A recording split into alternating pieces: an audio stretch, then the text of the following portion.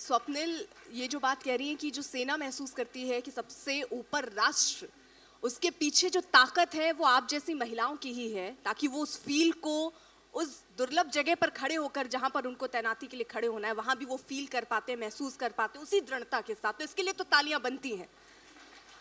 दीक्षा, क्योंकि जैसा ये बता रही है कि एक आक्रोश भी होता है मन में, क्योंकि कई बार आपके त्याग को एक बेटी के तौर पर, एक पत्नी के तौर पर वो जगह नहीं मिल पाती है। कई बार उन्होंने उसी को प्रेरणा समझकर लिखना शुरू किया। आपके लिए वो प्रेरणा क्या थी? क्या आपको भी ऐसा लगा कि वो गुस्सा है जो प्रेरणा बनी और उसके बाद लिखना शुरू किया, या लगा कि बहुत सारी चीजें दब गई हैं किताबों के बहुत अंदर, उन्हें लिखकर सामने लाना पड़ेगा? जब स्वप्निल ने बोला ये कि उन्होंने आक्रोश में लिखी थी अपनी पहली किताब, तो मैं भी यही बोलूँगी कि मैंने आक्रोश में लिखी थी अपनी पहली किताब। मेरी एक कॉन्वर्सेशन हो रही थी मेरी माँ के साथ। 2015 की बात है ये। आपकी माँ है यहाँ पर? हाँ जी, है ना? जो फोटो ले रही है वहाँ पे। तो 2015 में मेरी एक कॉन्वर्सेशन हो रही थी। मैं बॉम्बे से आई हुई थी। मैं एक प्लेटफॉर्म चलाती थी, अक्कर बक्कर, अभी भी चलाती हूँ, जहाँ पे बहुत कहानियाँ हम पब्लिश करते हैं। और तब तक मेरे को रियलाइज़ हुआ कि मैंने अपनी कहानी बताई ही नहीं थी। तो मैंने मम्मी से पूछा, जुलाई 26 के अराउंड की बात है, जब हम लोग कारगिल विजय दिवस सेलिब्रेट करते हैं। तो मम्मी ने बोला, अरे गवर्नमेंट जा रही है कारगिल सेलिब्रेट करने। तो मैंने बोला, तो आप क्यों नहीं जा रहे हो?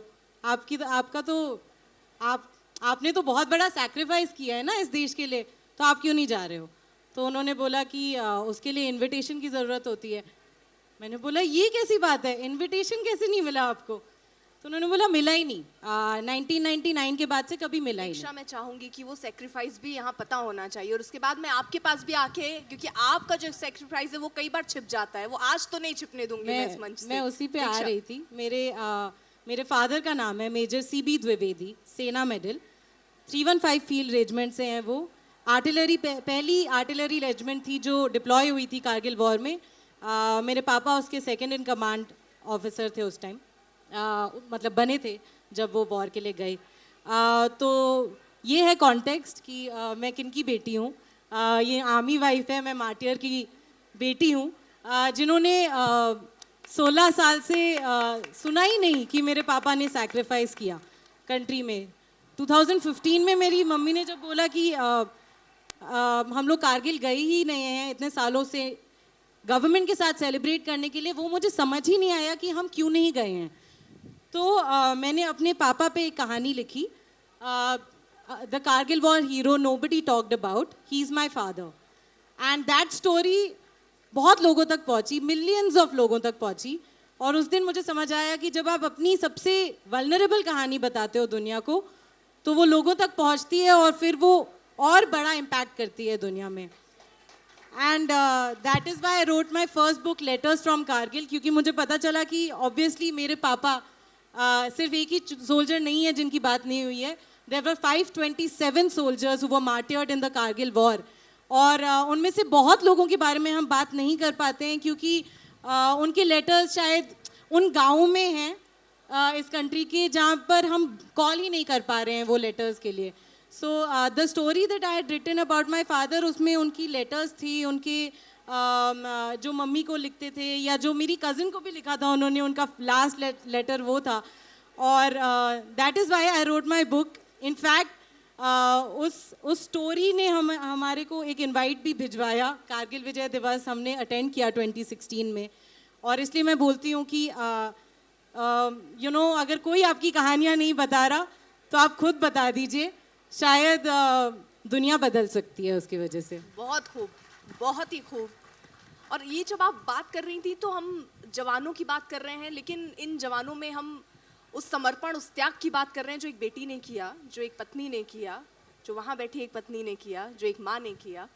लेकिन नेहा, एक डॉटर के तौर पर, एक बेटी के तौर पर, उतना समय जितना हम एक्सपेक्ट करते हैं अपने पिता से, वो शायद आपको नहीं मिल पाता रहा होगा थ्रू आउट द, आपने पूरा बचपन वैसे ही जिया होगा। अब जब आपके पिता नहीं है, वो भी आप कमी महसूस करती होंगी, तो वो बचपन का दौर, फिर वो लेखनी में भी क्या आया, वो एक जो मन में दबा रहा, वो भी आपने लिखा है, लिखने के माध्यम से दुनिया को बताया कि एक बच्चा जिसका पिता सरहद पर दुनिया वालों की रखवाली कर रहा है, उसका बच्चा घर में बैठे रात में सोते समय क्या सोचता है। Again, thank you for inviting us and I'm just going to start with that. लेकिन आपने सही बोला, हमारे में से जितने भी यहाँ पे अगर आर्मी ऑफिसर्स के बच्चे होंगे तो अधिकतर समय हम अपने फादर के बिना निकालते हैं, लेकिन आई थिंक हम लोग थोड़े से लकी थे। मैं 12 साल की थी, दीक्षा 8 साल की थी जब हमारे पिताजी की शहादत हुई, लेकिन तब तक हम ज़्यादा दिन उनसे अलग रहे नहीं थे। आई थिंक 10 साल की उम्र तक तो मैंने उनको काफ़ी रेगुलरली देखा था, हमारे हम उनके साथ ही रहते थे। और उसके बाद भी स्पेशली एक आई थिंक एक धारणा है कि आर्मी ऑफिसर्स ना बड़े स्ट्रिक्ट होते हैं, इन्वॉल्व नहीं होते हैं, they are not family man. आप उनको मूवीज़ वगैरह में भी देखो तो उनका पोर्ट्रेयल हमेशा ऐसा होता है कि वो अपने बच्चे को 6 बजे उठा देते हैं और 8 बजे सुला देते हैं, लेकिन हमारे फादर बिल्कुल भी ऐसे नहीं थे, बहुत ही इंडल्जेंट थे, पढ़ाई लिखाई का बहुत ध्यान देते थे, हर चीज़ बहुत ध्यान से करते थे। तो जब वो अगर सरहद पे भी गए तो उस टाइम के लिए भी हमारे लिए बहुत मुश्किल था सोचना, एटलीस्ट मेरे लिए, मैं तो बहुत ओवर डिपेंडेंट बच्चा थी, दीक्षा थोड़ी और छोटी थी और मेरी मदर भी बच्चा ही थी उनकी। तो बहुत अजीब लगता था उस टाइम पे कि उनके बगैर हम लोग कैसे रहेंगे। कभी किसी और की न्यूज़ आती थी, उस टाइम हमारे बहुत दोस्त थे जिनके फादर सरहद पे थे एंड अनफॉर्चुनेटली समय भी ऐसा था कि उनकी शहादत की न्यूज़ आती थी, तो डर भी लगता था सोच के कि अगर हम उनमें से एक निकलेंगे तो क्या होगा। And then there comes a day when your worst nightmare comes true. तो हाँ, लगता जब वो समय आता है आपके सामने तो नहीं समझ में आता कि आप क्या करो, लेकिन मुझे ऐसा लगता है कि एक तरीके से पता नहीं कहीं से आपको एक स्ट्रेंथ भी आती है जब आप लोगों का देखते हो कि लोग इस बारे में क्या सोच रहे हैं, लोग उस इवेंट को कैसे देख रहे हैं।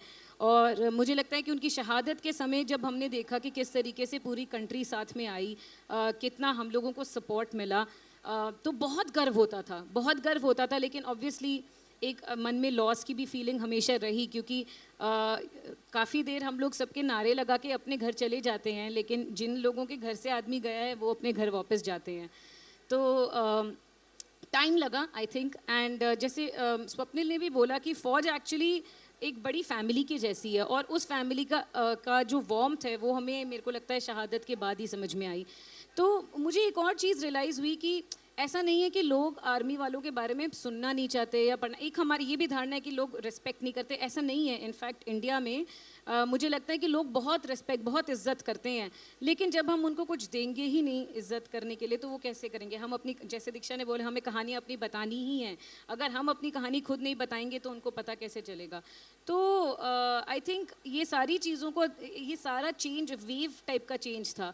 तो ये जब देख रही थी तो लगता था कि हाँ, मतलब इसका मतलब बनता है, अगर अपनी कहानी अपने आप से बताओ तो सामने वाले को प्रेरणा भी मिलती है। और मुझे ये लगा कि ये ज़रूरी है आज की डेट में, it's the need of the hour, कि हमारे को अपनी कहानियाँ किस ढंग से हम बताते हैं, कैसे प्रेजेंट करते हैं और कितना ज़्यादा बताते हैं। किताबें एक माध्यम है, लेकिन हम यूजुअली भी लिखते रहते हैं। जो आपने बोला, मैंने काफ़ी बार सोशल मीडिया पे भी लिखा है कि मुझे कैसा फ़ील हो रहा है कि आज मेरे साथ ये हुआ तो मुझे बहुत कमी खली कि आज मेरे फादर नहीं है मेरे साथ में। तो जितना ही हम इसके बारे में बात करते हैं उतनी कहानी वो अपनी बनती है, और जितनी कहानी अपनी बनेगी उतने ही लोग उस हिसाब से उसको देखना शुरू करेंगे।